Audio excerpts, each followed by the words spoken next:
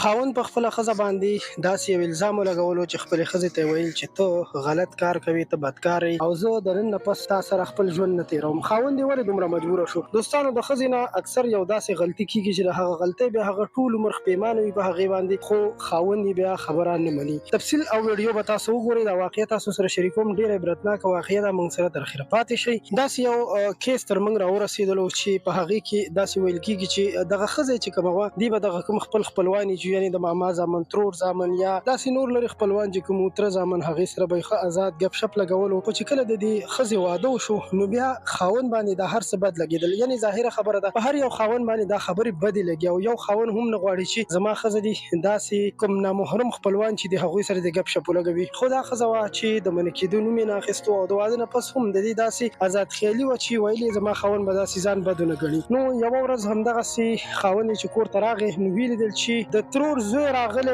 او دې ورته چای هم جوړ کړی او هغه ناست و. خاوند یې هېڅ هم ونه ویل، خو دغه د ترور زوی لاړو. په بله ورځ باندې بیا یې لیدل چې همدغه د ترور زوی راغلی دی او ښځه ورسره په خندا خوشحالۍ باندې ګپ شپ لګوي او خاندي راخاندي. چې خاوند یې کله کور ته راورسېدو او دغه هر څه یې ولیدل، نو د ښځې د ترور زوی چې کله لاړو نو ښځې ته یې ویل چې ته بدکاره یې او په ښځه باندې شک وکړو. ښځې بیا ډېر ژړل او خپل خاوند ته یې را تسلي ورکوله، خو خاوند یې دا خبره نه منله. خبره تر دې حده ورسېده چې د دواړو ترمنځ بېلتون وشو. دوستانو، دا حقیقي واقعه ده. تاسو سره دا یو عبرتناکه واقعه ځکه شریکوم چې که هر ښځه دا زما اواز، دا زما واقعه اوري نو پکار ده چې ځان وساتي، ځکه چې نن سبا حالات ډېر زیات ګډوډ دي. د موبایل د استعمال د وجې د خلکو کورونه برباد شول.